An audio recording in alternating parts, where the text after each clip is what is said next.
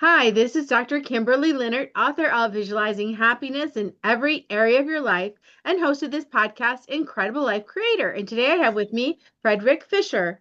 Hey, Fred. Hey, good afternoon. How are you?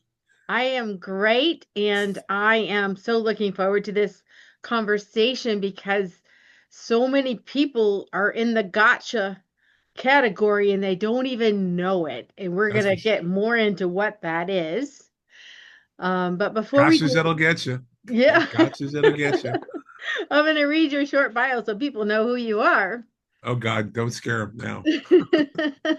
Frederick Fisher, JD, CCP, is an expert in professional liability. He advocates for providing clients with financial safeguards. He serves on the editorial board of Agents of America and has served as Senior Technical Advisor for Professional Liability Insurance. He authored Claims Made Insurance, the policy that changed the industry, and has over 80 industry related articles to his name. Mr. Fisher's career began as a professional lines claims adjuster. He found ELM Insurance Brokers. He founded ELM Insurance Brokers. He is known for his insights into the Gotchya that'll getcha of specialty lines insurance. He is a policyholder advocate for coverage and no surprises or gotchas that'll getcha. So I know people want to know what we're talking about, but let's start with your story. Where does this all start? Oh my God. Well, we'll skip how my mother got pregnant with me, but I'll dispense with that. But actually, what happened was I was in going to UC Berkeley in the '60s. And I was had a social science field major. So what do you end up doing with that when you graduate? But end up selling life insurance, which is what happened. But I was also in law school, and I intentionally decided to go at night because back then everybody wanted to be a lawyer. And then when you graduated, even if you passed the bar, unless you graduated from one of the top 10 law schools and you were in the top 10% of your class, you didn't have a job waiting for you. And I wasn't so arrogant as to think that I was going to, if I got into Hastings or Bolt or Stanford in the immediate area, I wasn't so arrogant as to think I'm going to graduate in the top 10% of my class. And meanwhile, there were a number of good night law schools, and their graduates, 90% had jobs. The difference being, while they're in law school, they're working in the legal industry in some fashion. Back then, they called them law clerks. Now it's paralegals, but back then there was a lot of resistance to the paralegal concept, and nonetheless, that's what I was trying to do: get a job in the legal community. And one thing led to another, and finally, I did get a job as a law clerk for Liberty Mutual Insurance Company, their house counsel, and got involved in some interesting product liability cases and stuff like that. And then I got a job with a private law firm, but they liked hiring people from Liberty because they were well trained. And so that's how I got that job. And then the senior partner decided, oh, I don't need a young law clerk. I need a young lawyer that can do his job and also go to court. So I was unceremoniously let go. And a friend of mine was working for this claim adjusting firm, and she got me an interview, and I was hired on the spot. Number one, I had claim background from my working at Liberty Mutual, even though it was the legal department. I had the knowledge of how law firms function because I'd worked in now two of them. And they loved hiring night law students because I guess they figured they could get somebody to work really hard and really cheap, which is true. But the beauty of it was they were handling kinds of insurance that I never even knew existed. I mean, sure, we heard about medical malpractice. Of course, that was a big deal at the time, but I really didn't realize there were so many lawsuits against lawyers or architects or insurance agents or real estate brokers and miscellaneous stuff from Lloyd's because we were also doing work from Lloyd's, and it was just like, oh my God, this is so cool. I mean, I was out in the field a lot. I was taking statements. I was negotiating cases. With one of our clients, we even had we were acting like the claim department, so we had settlement authority. We could we could hire counsel, from an approved list, and we were working as a team to resolve these claims. And here I was, a third year law student, and I could walk into a lawyer's office and say, "Wow, just what were you thinking when you did this? Kind of thing. It's like, oh my goodness. But I was good at it. And of course, we were dealing with something weird called a claims made insurance policy. I'd never even heard of that. Mm-hmm. And it was a lot different than your usual liability policy where the accident has to take place during the policy term. And oh my God, I just had my accident. Thank goodness I renewed my policy last week. Mm-hmm. Claims made policies work a lot differently. And they're quite dangerous even back then. And now they've gotten worse. But the point being, it was fun work. So when I graduated law school, they had just opened up an office in Los Angeles, and they offered me the opportunity to be its manager. And again, remember, we were also acting as a third-party administrator too for certain clients because we had several insurance companies using us. Well, I had 11 job offers as well. 11, you know, my gamble paid off. Mm-hmm. The problem was I could take one of those 11 offers and be a junior associate somewhere. Maybe after 2 years, I might be allowed to take a deposition or something. Meanwhile, I could also, and so in other words, I'd be taking orders, or I could take the job in LA and give them. So that's what I did. Mm-hmm. And one thing led to another, and I was bringing in new clients, new insurance company clients and what have you. And so eventually they made me a partner, and ultimately I bought them out. I did that for about 20 years total. And then the model was changing, and insurance companies were getting cheap, and they didn't want to spend money on investigators if they have to hire a law firm too, even though it's a completely different role. And so the writing was on the wall. And so I decided, okay, by that time I joined an organization called the Professional Liability Underwriting Society, and they were heavily involved in wanting to put out a professional designation called, which later became the Registered Professional Liability Underwriter, much like a CPCU. I'm sure you've heard of those. And so we were going to have an RPLU designation. And I was, because I had already been writing a lot of articles and giving talks and speeches on how to prevent claims and what have you, I was involved in helping to write a lot of the original RPLU program. And that was also in conjunction with the Professional Liability Insurance manuals that I was a senior technical advisor of. Actually, I introduced the International Risk Management Institute with the Plus Education Committee at the time, so that IRMI could have an opportunity to help provide, study course materials for the RPLU program. So it all worked out great. So I ultimately became president of the organization in 1998, and that was very high profile. And I had a reputation, and that's when I decided to jump ship from claims, and I opened up a wholesale insurance brokerage. And I had never run an insurance agency. I'd certainly handled, if I'd handled one, I handled thousands of malpractice cases against insurance brokers. So I knew where the mistakes were being made and how to prevent them and whatever. But I didn't operate my firm like most insurance agencies did. Number one, I had no education to do that. And number two, from what I was seeing, it doesn't make sense anyways. Mm. So we did something different. We advertised and marketed our expertise. We made sure we covered the backs of the retail insurance brokers using us. We explained to them the coverages. We worked with them. We were a team. My goal has always been, even since 1978, I want to prevent claims. I want to avoid this lawsuit. I want to avoid this courtroom. How do you do that? And that was our focus.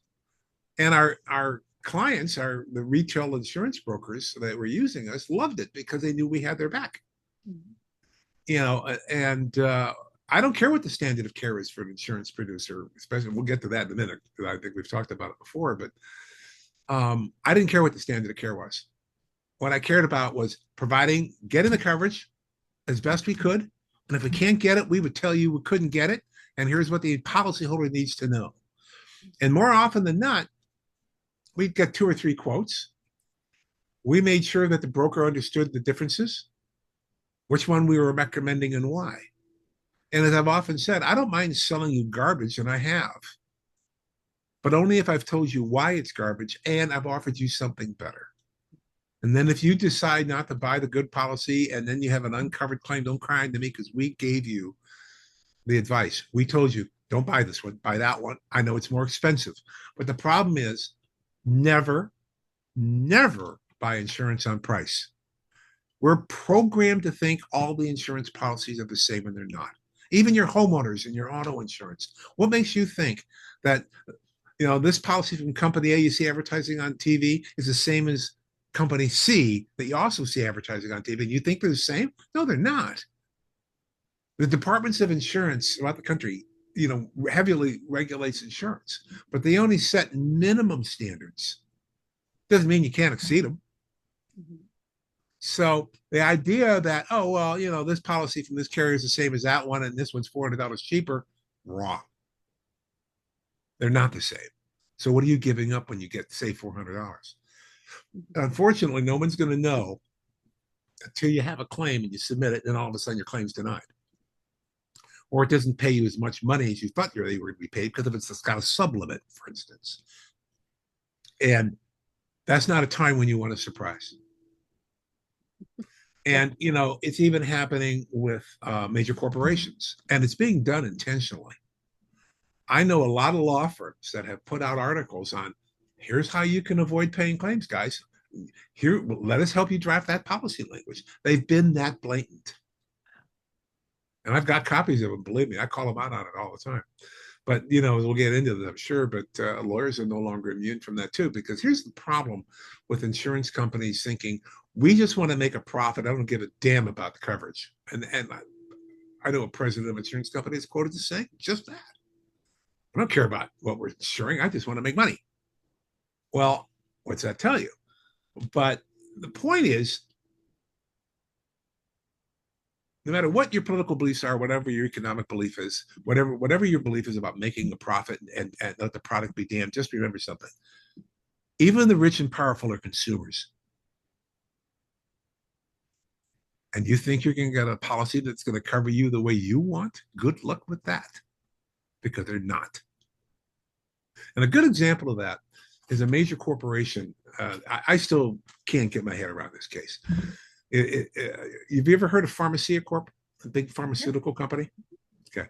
You can imagine that, first of all, they don't have a deductible. They have what's called a self-insured retention, and it operates like a deductible, but it's not going to be $100. It's not even going to be $1,000. It's going to be $5 million, $10 million, maybe even more than that. And then they're going to buy what are called towers of excess coverage into the stratosphere. They may even have $1 billion of liability insurance for all I know. I don't really care. All I know is that when you build a tower like that, the excess layers are going to be in 10 or $20 million layers. Okay. The other thing you need to know about a situation like that is that before you can entertain any settlement, you've got to let all the insurance companies know in advance, because you can't spend their money without getting their permission. Okay. So they did that. They entered into a settlement for $207 million. So they already had pre-approval from all the insurance companies who were going to be expected to put that money on the table. So the sixth layer, the insurance company that was at layer 6 turned out to be the $160 million layer. In other words, there's $160 million on the table. Now it's your turn. Put your money there. Put your 10 million or 20 million, whatever it is. And they said no. No. And why? I can't get my head around it. I really can't. They had a sentence in their policy, not an endorsement, mind you. It's built into the policy form. And this isn't a fly-by-night insurance company either. This is Twin City Fire. They're a wholly owned subsidiary of Hartford. Okay, so this is not an unknown company. And they had a sentence that said, we're not putting our money out on the table until all underlying insurers have, number one, exhausted their limits. Well, I don't have a problem with that. That's what you would expect that. Mm-hmm. Put the 160 million, then it's our turn. It was the second half of the sentence that just blows me away. All underlying insurers, not the policyholder, mind you, not Pharmacia, all of the underlying insurance companies had to have admitted liability. Yeah. You ever heard of anybody admitting liability? No. No. we just killed 300 people, but we're paying out $500,000 per person, putting 150 million on there. But we just want to get behind it. We didn't do anything wrong. We just want to move forward. You see that every day. So they required that all the underlying insurers have admitted liability, which they hadn't done. And so Twin City Fire said, we're not paying. And they won that case in New Jersey. They won it. The courts upheld the language. It's clear and unambiguous. And it turned out that they had won a similar case in 2012 in New York. That was cited in the opinion. And I was like, wait a minute, I didn't read any articles from any law firms saying, look how smart we are, we're keeping you informed. Article about it in 2012. It was like a complete shock. What? Are you kidding me? And of course, here's the consequences of that, though. Remember, all underlying insurers had to tender their limits, while Twin City Fire didn't. So that means everybody above them, all the other layers of excess policies above them, they're out the door too. Goodbye. So Pharmacia had to cover the $47 million gap. Even though they had insurance. Yeah. Tell me again, Pharmacia, how you believe that our only role here is to make, profit for our shareholders? Well, guess what? You just got victimized by it. And they got stuck with 47 million, having to cover it. What was odd about that is that, of course, as soon as the word got out on the street, law firms like crazy were summarizing the case and putting it out in their newsletters and whatever. And I must have had several of them come in. And then there was this one law firm. They actually merged with another law firm, so now they can deny it. But they put out an article that was perfectly right in every way. It was the last sentence that got me. It would behoove insurance companies to hire a knowledgeable coverage counsel to help them draft policy language so as to avoid paying claims and lower their costs, or words to that effect. And I'm like, are you kidding me? You're putting this out like that? But they're not the first ones. Don't even get me started about what are called absolute exclusions. There is this trend. It's probably started about,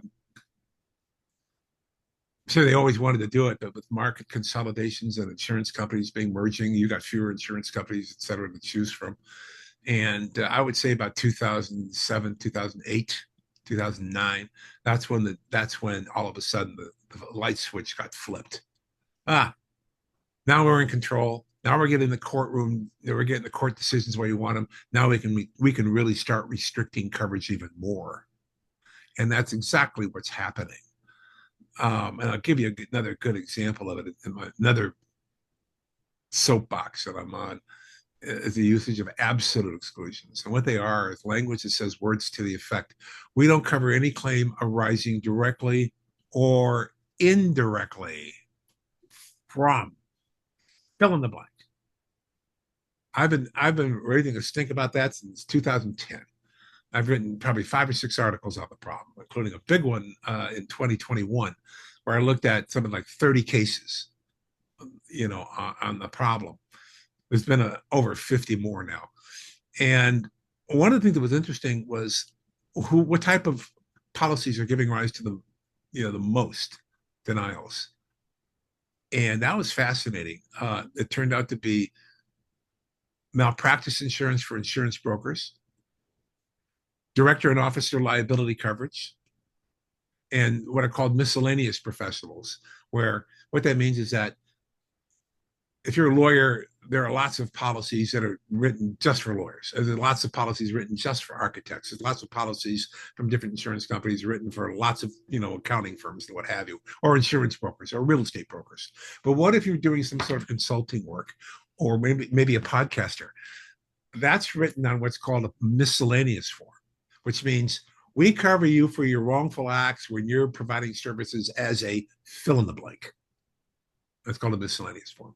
So the miscellaneous policies, they too have a lot of absolute exclusions. And they can be written one of 3 ways. They can say, we don't cover you for any claim arising directly or indirectly from, fill in the blank, arising, committed by an insured. Now, if it's committed by an insured, I don't have a problem with that. Because usually the exclusion's there because there's another insurance policy you might need to buy if that's what you're worried about. I mean, don't look to your malpractice policy to cover you for an environmental claim, or to cover you for a bodily injury claim, or to cover you for, this. We only cover this thing. And the other policies are the same way. I mean, every liability policy will have a workers' compensation exclusion except a workers' comp policy. Okay. So there's another policy for that. But when it says arising directly or indirectly from, it makes it much more broader. And so as a result, you want it limited to the insured. Or maybe there'll be what we call a carve back, where the exclusion says this exclusion will not apply where the policyholder is providing a service to a client. But what if it just says we don't cover you for any claim arising directly or indirectly from any pollution or environmental hazard, period? So if you are an insurance broker and you're selling environmental liability insurance to somebody, you may not be covered at all should you be sued for an E&O claim because there was something wrong in the policy that you sold to that customer. And so now he's suing you for E&O. Well, the claim against me arises indirectly from that event that I had nothing to do with. I didn't create the pollution. And that actually happened. That was Ground Down Engineering versus James River Insurance Company. Ground Down was an environmental liability consulting firm. They were also, engineers. And they did nothing, 100% Site 1 surveys. That's all they did. And they goofed on one, and they got sued. And James River denied coverage because of an absolute exclusion for pollution. And they weren't the ones that caused it. That's how broadly they're being interpreted. And in that article I did in 2021, one of the things I pointed out is one of the groups of policyholders that has the fewest, if any, were lawyers. And perfectly obvious why. 450,000 law firms, wouldn't be very happy if they had absolute exclusions in their policy. They might start suing insurance companies for unfair trade practices, right? Yes. Well, guess what?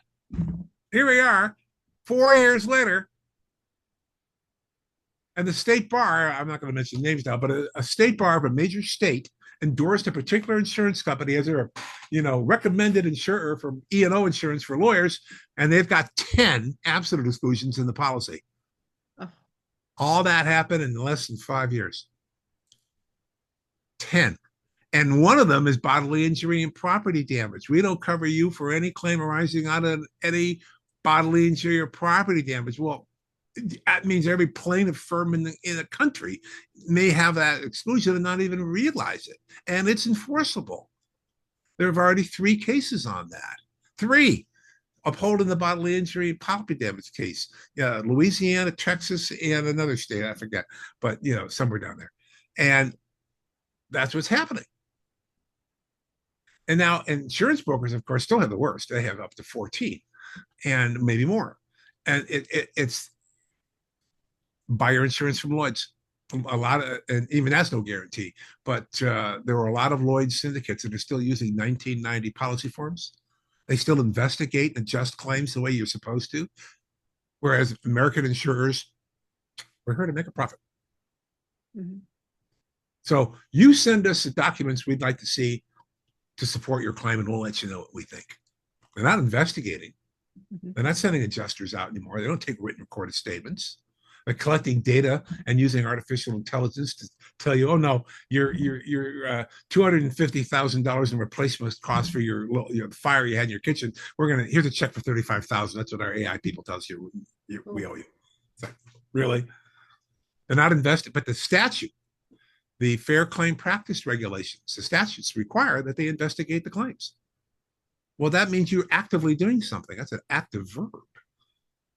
But evaluating is passive. And that's what they're doing. It's just ridiculous. And now that first I read this morning that the Target declined it, but Chubb, which is a major carrier, and they've already swallowed up Ace. So that limits the number of insurance companies, and those are big ones. They put out a tender to buy, make an offer on Beasley. And I read this morning Beasley's turned it down, and I hope they stay that way because Beasley's a really good company. I'd hate to see them get swallowed up by Chubb. Chubb uses a lot of absolute exclusions, let me tell you. And so I have a problem with that. But it's everywhere. It's everywhere. It's not just the insurance industry looking to squeeze profit, profit, profit. It's just about every business. They just want to make money, and Ritz Crackers doesn't have any butter in it anymore. Mm-hmm. They're not even allowed to export it to Europe. So that's kind of the additives and processing that, and they make it in Mexico too now, by the way. I have so many questions from the things you've been Far talking away. about. Far away. Just so many. So let's just start from when you were talking about when you were in business and you explained to the client, this is a crappy policy. This is the one I recommend. This is your premium if you want even more. How important was documentation? So when you were in those Mandatory. conversations, Mandatory. Number one, we had trained all of our insurance company markets. We want a complete copy of the policy and the endorsements you're quoting with every quote, every single quote. It was grounds for termination in my company if we released a quote to one of our customers without that stuff. Unless, okay, every once in a while we wouldn't get them, or every once in a while we might not get all the endorsements. As long as they made the disclosure in writing. Sorry to not provide the forms and the endorsements. We'll have them for you shortly. You better follow through on that. Or we're enclosing the policy form and most of the endorsements. We're still missing 3. We'll get them to you as quickly as possible. They better follow through on that with grounds for termination. But as long as you made the disclosure that you were missing something or didn't have it to send yet, and we saved all that anyways. I mean, we were electronic long before most people were. We were fully electronic in 2000. And our underwriters were emailing us policy forms and endorsements. And not only would we release them, we'd also store a copy in what we called our form library. And a policy form you don't have to look at more than once until they upgrade it. And they don't update policy forms that often. Maybe every 3 or 4 years, or maybe even more than that sometimes. And endorsements are another matter. That was another thing. Okay, it's a renewal. Double check the endorsement. Is it the same one or is it an updated one? I mean, that's how I trained my staff. That's how we trained our retail brokers. You can count on us to tell you that. And if we found something we didn't like, we pointed out to them. I personally reviewed every single policy we sold, but you only have to do that once. Mm-hmm. I loved it when an insurance company would call me up and say, "Oh, Fred, we've got a new policy releasing. Would you like to see a copy of it? We'll give it to you in advance." I said, "Sure, love to." And they knew darn well within 15 minutes they're going to get a red line version back from me. Mm-hmm. I mean, here's what I like in green. Here's what I don't like or here's what's okay, an FYI kind of thing in yellow, what I don't like in red. And then we have a call, and then we discuss it. And I said, either you fix these things, all of them, or some of them, but anything that's not fixed, we will disclose to our customer. We had a special disclosure section in our quote template, and that's where we plug in any problems. And we required our retail broker to pass that on to the policyholder. We wanted to know what they were buying. So, like I said, I don't mind selling you garbage as long as I've told you why and we offered something better. And sometimes it wasn't even a problem policy. Sometimes we'd get a quote, but there were options. Like maybe you wanted first dollar defense so that defense costs were not part of the deductible, or that sort of thing, or defense costs in addition to the limit of liability. Because in these kind of policies, for every dollar you spend on a lawyer to defend you, that reduces your limit by $1. So you could spend $100,000 on defense costs, and no, you don't have $1 million left to pay a settlement. You've got 900,000. So you have to watch that too for other reasons. But the point being, we would get quotes to say, "Oh, for an additional premium, you can have a first dollar defense. For an additional premium, you can have defense costs in addition to limits of liability." And so when they send in a bind order and it was for the basic premium and not for the add-ons, I trained my people. Call them, not an email. They may not see it for 2 days. Call them. Pick up the phone, leave a voicemail, call them, and let them know. Don't you want defense in addition to limits? Are you sure? And I'd say 99% of the time it was like, oh my God, thank you. I didn't see that or I missed it. Yes, we do want that. Because once you bind the policy, trying to get the company to add it on at that point may or may not be easy to do, depending on how their systems work. Oh, sorry, I can't do it. The system's locked. We'll have to copy, we'll have to cancel the policy and redo, kind of thing, or whatever. Mm-hmm. So, that's what we were known for. We went the extra mile. And one of the reasons being is we wanted to avoid a lawsuit. Remember, back to that thing from my claim days, we don't want to avoid a lawsuit. Do anything, bend over backwards. I don't care. But as long as we were well documented, if something happened, and it certainly did, there were times when that happened, and we get a nasty letter from an attorney that says, hey, guy, we did everything you said, and we can document it. It's documented. We have all that. We did this. Don't talk to me about the problem. Or we had a conference call with your client, and we followed it up in writing. He knew exactly what he was getting. And so we were never successfully sued. None of our retail brokers was ever successfully sued for anything we failed to do or didn't do right, because we always did it right. Can't stop a lawsuit, but they can certainly end it quickly. And that was my whole focus anyways. I want to avoid that. I want people to be covered. I was all about financial security. And that was our tagline on our emails. We provide financial security. We let our competition sell you some insurance. Because today, with all the advertising, insurance is being sold like it's toothpaste, and it's not. And you don't know if you got a good policy until you submit a claim, and that's not when you want a surprise. And I'm all about no surprises.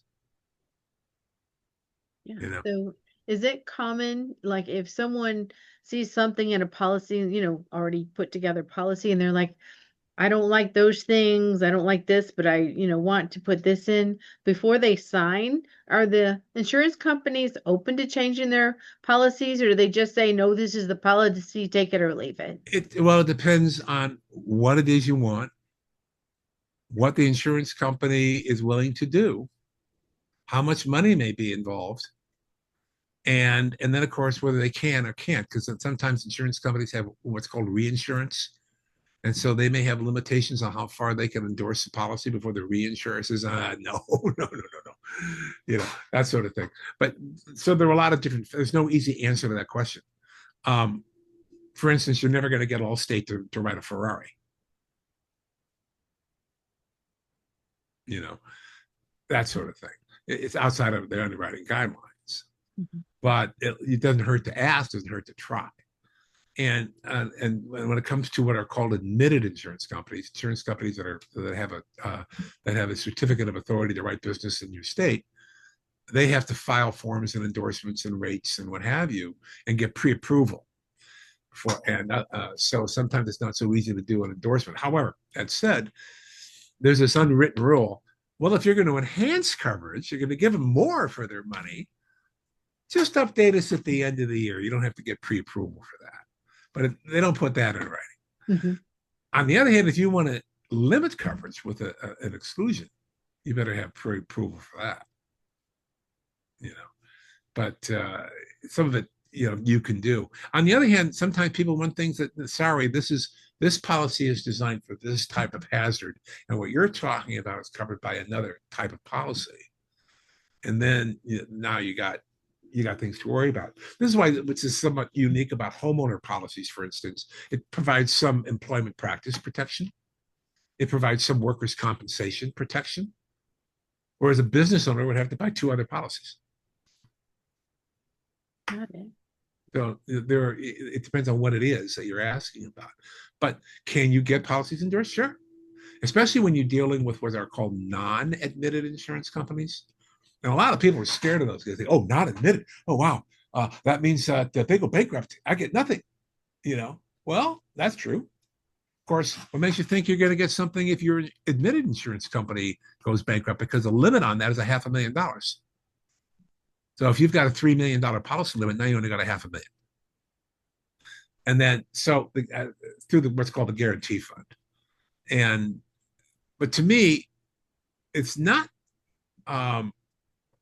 whether it's admitted or not admitted that's important. It's a rating. Like AM Best's rates all the insurance companies, and they have 2 ratings. They have a letter grade from A to D, I think. Obviously, you want an A-rated carrier or A plus plus is the top. But they also have financial categories, 1 through 15. So a company like Hartford would be has a rating, I think, of A plus, really good claims handling, really solid, for that, very well run. And then you have their financial category, which is a class 15, which means they have over $2 billion in capital surplus. So let me put that in perspective for you now. You get a quote from Lloyd's. They're A-rated. They're not admitted. And you get another quote from an insurance company that's got an A- rating and but they're admitted. They have an A- rating and they're a class 8, 100 million in capital surplus. Whereas Lloyd's, the class 15. What would you rather buy from? Well, if you're safety oriented, definitely Lloyd's. Yeah.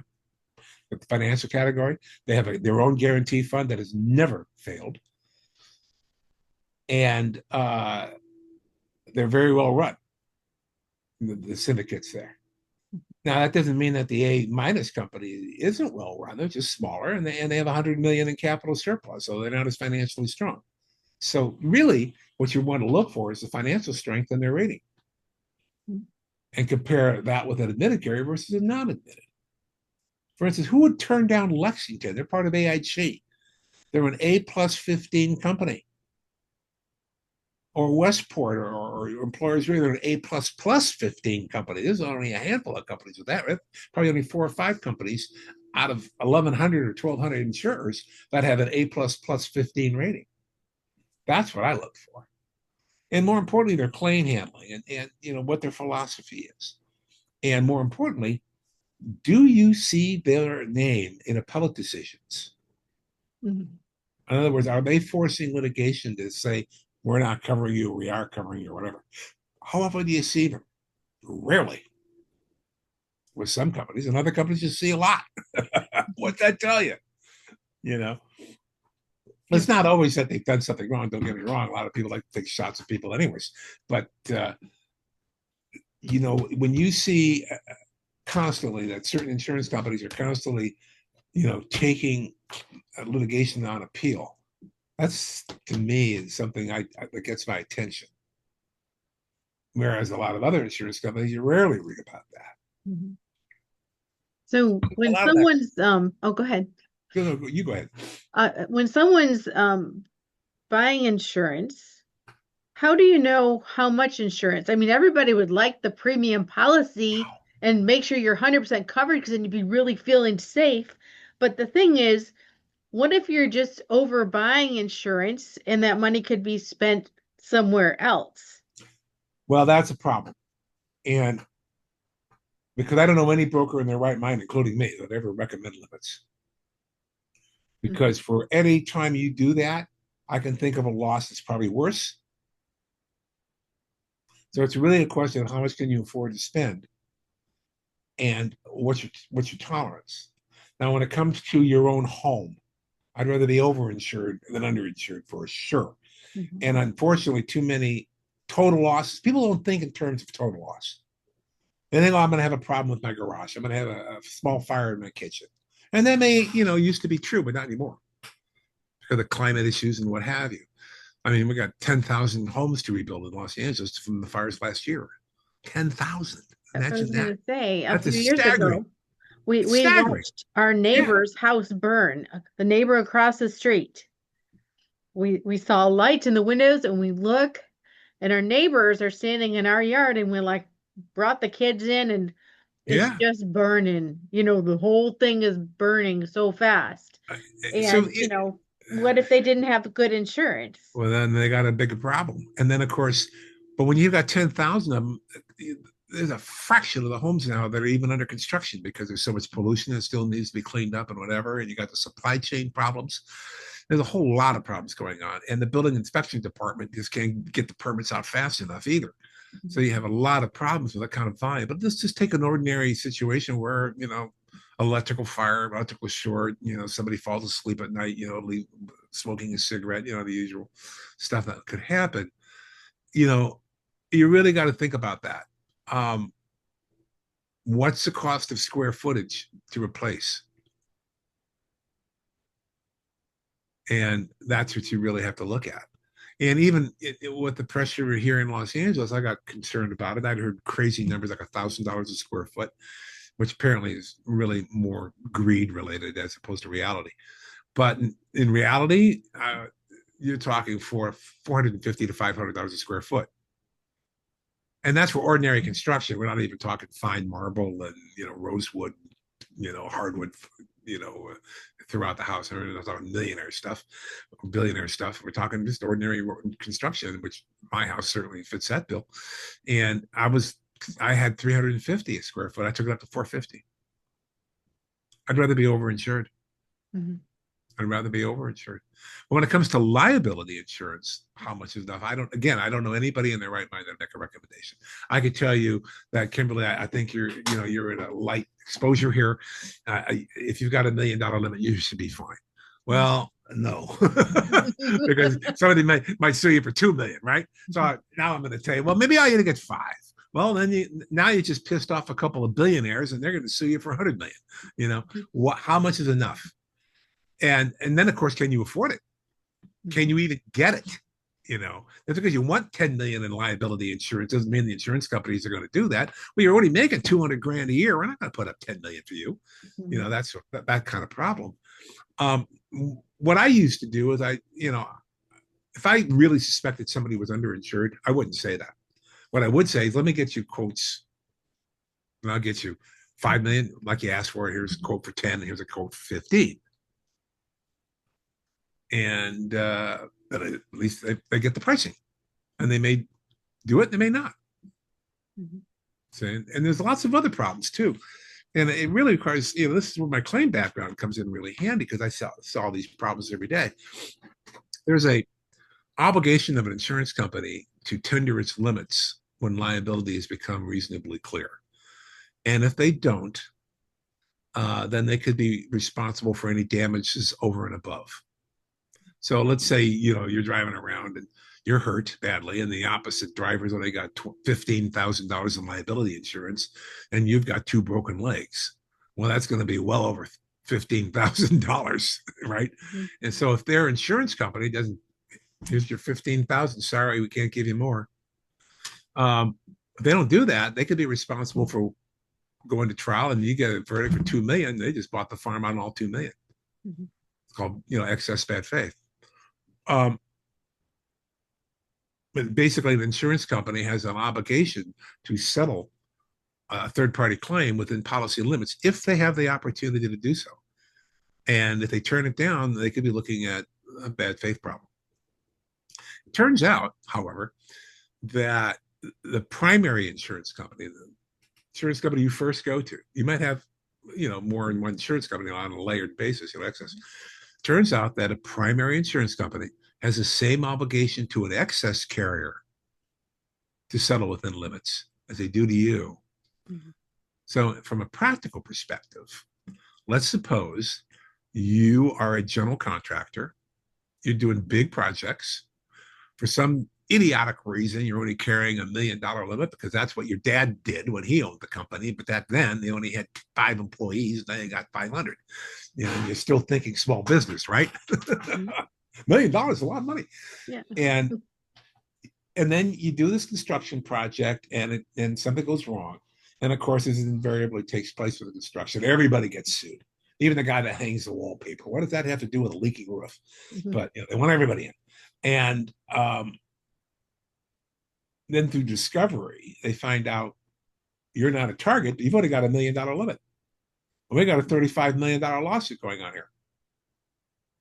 Out goes the policy limit demand. Mm-hmm. Right? Guess what? That comes the check.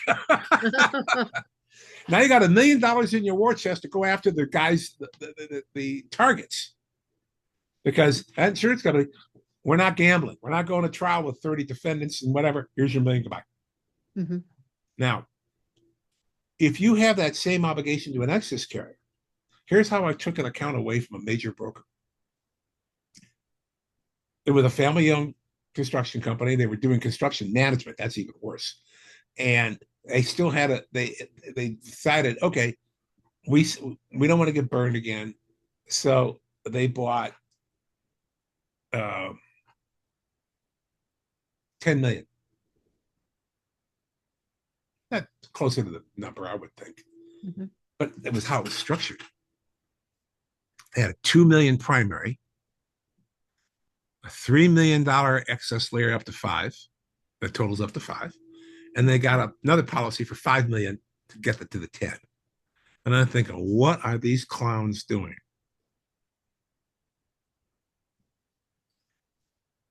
Because I know at least 3 insurance companies at the time could have written not only all 10 on one policy, but they could go to 20. That's how big they were. Mm-hmm.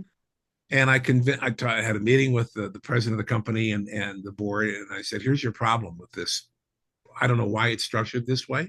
Maybe it was pricing. I don't know. But I can tell you one thing: if you get another claim like you had before, where your carrier paid the $1 million and ruined your lost run, in a case where you weren't even liable, you weren't even a target, but you were low limits, let me tell you something: it's going to happen again. Because if you get involved in another case like that, and the lawyers find out that you got a 2 million primary, they'll make a policy limit demand for that. And guess who they're going to have help from? They're going to have help from your excess carriers. They're going to say, oh, you can settle for policy limits. You better do it. Otherwise, we're going to come down on you. And that's exactly, and that's true. The excess carrier, they have the same obligation of an excess carrier as they do to the primary. And I said, we've got an insurance company that can write all 10. You don't have to worry about that problem. Because now, if they get a policy limit demand, they've got enough money on the table that they're prepared to fight. If we're not responsible, we'd rather fight and gamble. Yeah. And even then, I wasn't happy with the 10. I always get a quote for the full 20. I'd get a quote for 15 and 20, and I say, here's what it's going to cost to get 15 and 20. And I wouldn't recommend anything. I just, here it is, And if they didn't want it, they didn't want it, but at least we offered it. They can't come back and say, oh, gee, we were underinsured. Well, yeah, it wasn't like you didn't have the opportunity. We quoted it. Mm-hmm. That was the service we provided. Mm-hmm. And we were also protecting ourselves at the same time, but that's the advantage. And so that begs the question, why were we doing that? Well, you've already heard me mention the order taker standard of care, right? What that means is an insurance producer has no obligation to give you any advice at all. In 37 states, 37. They have no more obligation to tell you anything about your coverage than your order taker at your favorite restaurant. They just take your order and bring it to you. And if they give an extra mile, you can tip them better, right? Well, here's what I'm suggesting. Do this. The states that don't follow the order taker standard of care are Arizona, Connecticut, Florida, Georgia, Hawaii, Idaho, Michigan, Montana, New Jersey, Pennsylvania, Virginia, Washington, D.C., and West Virginia. And what's interesting about this, the order taker standard, started in, Commeyville, California. Florida holds producers almost to a fiduciary standard of care. Go figure that. They're more liberal than we are. But that's what they do. And I'll tell you why this doesn't work. You're going to get sued anyways. Mm-hmm. You're always going to get the allegation, oh, you didn't get what I wanted, or you didn't tell me what I needed to know, blah, blah, blah, blah, blah. So number one, you're going to get sued anyways. Number two, 80 to 90% of all lawsuits settle before trial. So what have you accomplished and I can tell you right now, in the larger agencies and even the big boys, the publicly traded, really big brokers, I know that their legal departments are shoving it down the throats of the salespeople. Just get out there and sell. Don't give any advice. We're not required to give any advice, and we can't be legally liable if we don't give any legal advice. Well, dummy, you're going to get sued anyways, and 80% of all cases settle, so what are you accomplishing except building bigger homes for defense lawyers? Mm-hmm. Really? And the proof's in the pudding. Mm. Some of these brokerages are publicly traded, which means that every year or every 4 times a year, they got to file their financial statements with the SEC, and they're public record. So again, without mentioning names, even though this is a public record, one of the largest insurance brokerages in the world in 2023 had $353 million in reserve to pay malpractice lawsuits and defense expense. 355 million. So how's that working out for you guys? Yeah. Working out for you good? That order taker standard? If you gave the advice, if you have the knowledge and you put it to work, and most importantly, document. Mm-hmm. They could probably cut that by 2/3. Think of the C-suite bonuses they could get. Hey, bigger yacht, Mm-hmm. But yeah, more private jet time for everybody. $353 million. That's real money. Yeah, it really is. And they're not the only ones. So the whole thing is a mess. And and of course, like I said, lawyers are promoting it. It's good for them. Really good for them. Well, So that's what's going on, and it doesn't work. Mm-hmm. And as I mentioned, we started out in our chat today. I've spent over 50 years. Well, not actually, I started teaching people about dangers in 78. So it's been 47 years I have spent trying to get the word out. If you do this, you won't have a lawsuit. And even if you do, because you can't stop a lawsuit, it isn't going to last very long. And then there's other creative stuff that can be done, even in claims handling. I mean, we did some most incredible settlements. I mean, when it came to real estate malpractice cases, we buy the house. You're not happy with the house, we'll buy it. Mm-hmm. Get your money back. Or we'll refinance it for you. We turn the claim into an investment. Full disclosures and everything else, but don't be sad if we, a year from now, we make a 20 grand profit flipping it, Mm-hmm. but that sort of thing. But you had to make these disclosures. But we were creative with the settlements. We had a situation where an insurance broker failed to renew somebody's policy. There hadn't been any claims. Mm-hmm. At least not yet. But it's an occurrence policy. So that means that you got 5 or more years to worry about whether or not a claim is going to come in from something. Mm-hmm. I told the insurance company, the malpractice insurer for the broker, I said, why don't you issue a retrocession policy and close the gap? Mm-hmm. What? How do we do that?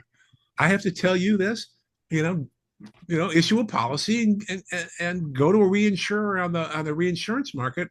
It's called retrocession. Or facultative. It's a one-up kind of deal.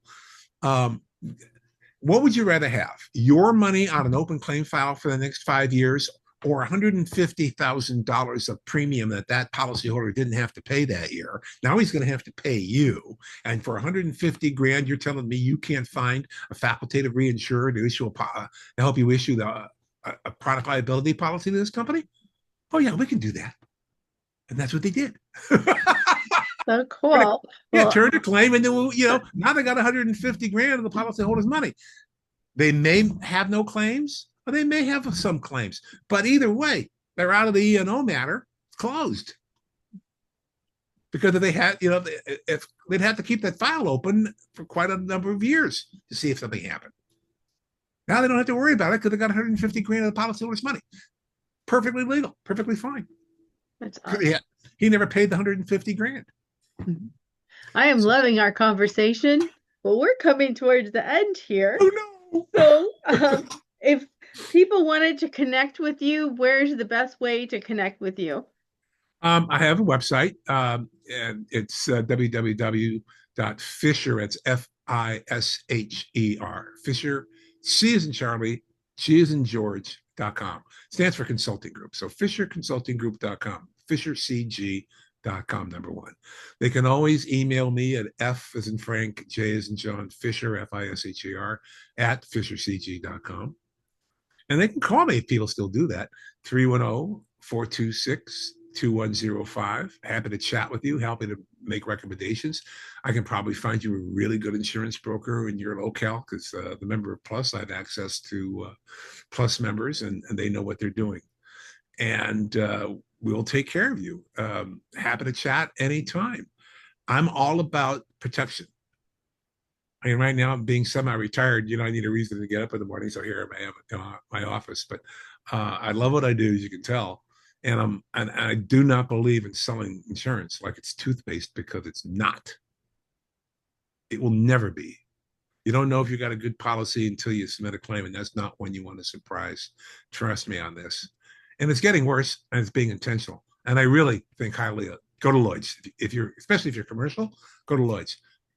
They also have a good flood program, a good landslide program, and a good homeowner program for higher cost homes. Which, if you live in California, they're all higher cost. There's no cheap homes there. But yeah, go to Lloyd's. American insurance companies are turning their products into a lot of them are turning their coverage into garbage. They're looking for a way out. They're looking for any way possible to avoid paying claims, and they're getting help from lawyers to do it. Wonderful. Well, thank you. Now I have a personal question for you. Sure. What gives you the most happiness and fulfillment in your life at this point? When I cook a really nice meal for my wife, and she gives me that smile, because I love to cook. So, and there's one dish I only make when she requests it. It's hers now. It has been for ever since we got married. And what it is twin fillet steaks that I flame in brandy, and then I finish them off with a green peppercorn mustard cream sauce. And I only make it when she asks for it. So if you want that, come on out here, and I'll let my wife talk to you, and you can see if you can get her to make me cook that for you when you come out of town. Well, thank you so much for being here today and for all your wisdom. There's a lot of people that would debate that with you. He doesn't know what he's talking about. We all want to watch out for those things. Nobody wants to be caught in those situations. Here's the thing that people need to know, though, to get around this order taker standard of care. Number one, follow it up in writing or email, whatever. Just make sure you follow up. You tell your insurance broker specifically what you want, and one of them is sit down with me and go over my insurance policy, the things I need to know, because you do need to know it. I don't expect anybody to want to take insurance courses so they can learn more about it. Make your insurance broker do it for you, but put it in writing. This is what you want. You want to go over your policy. You want to hear what they have to say. Because I'll tell you right now, maybe you yourself own a home, right? Mm-hmm. Do you know what code and ordinance coverage is? No. Yeah. Huh? And you think you got replacement cost coverage, right? Mm-hmm. Okay. Part of the cost of rebuilding is that you may have, if your home, depending how old your home is, and my house is as old as I am, it's 75 years old. So you can imagine what percentage of the cost to rebuild my home as it was is going to include additional costs because the building codes have changed. Mm-hmm. And now I've got to build it to current code. I was shocked to find out it was 10% of my fire limit. I had like $50,000 or $60,000 worth of code and ordinance coverage. I was like, and I'm supposed to be an expert at this? Mm-hmm. I didn't even know that. It was like, oh my God. And I immediately took it up to the full value. Hmm. I mean, I'm probably way overinsured, but I don't care. Code and ordinance coverage. How about additional living expense while you're waiting for your house to be rebuilt? Mm-hmm. Is there a time limit on it? Is it like in kind? So, I mean, I don't expect you to rent out a mansion when you only got a 2-bedroom home. But on the same token, if you can move into a 2-bedroom condo that's similar, they'll pay for that. Mm-hmm. But for how long? And is there a cap on the amount of money? If you can get it, pay for an actual loss sustained. No time limit, no cap on the amount of money it costs. Sewer backup coverage, $5,000. Debris removal might be $10,000. Replacing your shrubbery. These are all little sublimits that exist in these policies. Good luck trying to find them. Make your insurance broker tell you the things that you need to know about your coverage. Or even your automobile insurance, depending on the state you're in. You may be shocked to find out that if you are using your car on business, not just commuting, mind you, but you're out in the field meeting with customers, you may or may not be covered for that because that may be considered commercial use. Don't take that for granted either. And of course, underinsured motorist coverage. If you're living in a state where you can buy as much as possible, then I suggest you buy as much as possible uh, for any number of reasons. But don't be cheap on insurance, because don't buy price if you can afford not to. I mean, I realize not everybody can afford that. I get that. That's a wage problem. We don't even have that conversation. But seriously, take insurance seriously. Don't be surprised that you don't get what you think you were going to get when you have a loss. You want to know up front where you stand and make your insurance broker or agent tell you. And if you're dealing with a direct writer, same thing. Make them tell you. I don't care that they're not supposed to be on the phone more than 3 minutes with each customer and hang up and get another one. Make them tell you what you need to know. And if they won't, don't do business with them. Go to a broker who will, and then you see you're not going to deal with a direct writer anymore. Well, what makes you think that some of these direct writers are going to give you a better coverage at a better price than dealing with a broker who's going to get access to other carriers? Don't take that stuff for granted. No two policies are alike. No two insurance companies are alike. How's that to wrap it up? That's awesome. Actually, I had one more question, but you might have answered it already. Oh, well, fire away. So the question is, what is your best advice on living an incredible, amazing life? Keep learning and always do the right thing.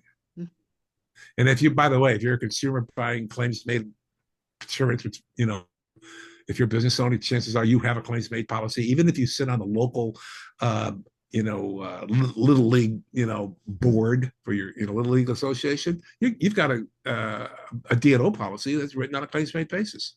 So buy my book, buy it on Amazon. It was written for the consumer. It wasn't written for people in the industry. It's called Claims-Made Insurance, the policy that changed the industry. Just Google type in my name in the search line, Frederick J. Fisher. It'll come up. But buy the book. It was written for you, the consumer, and it's got 25-star reviews. Beautiful. Well, thank you so much, Frederick. Thank you, Kimberly, or Dr. Linert, I should say. Thank you, Doctor. It's been a pleasure. Yes, it has been. We'll talk to you again soon. All righty.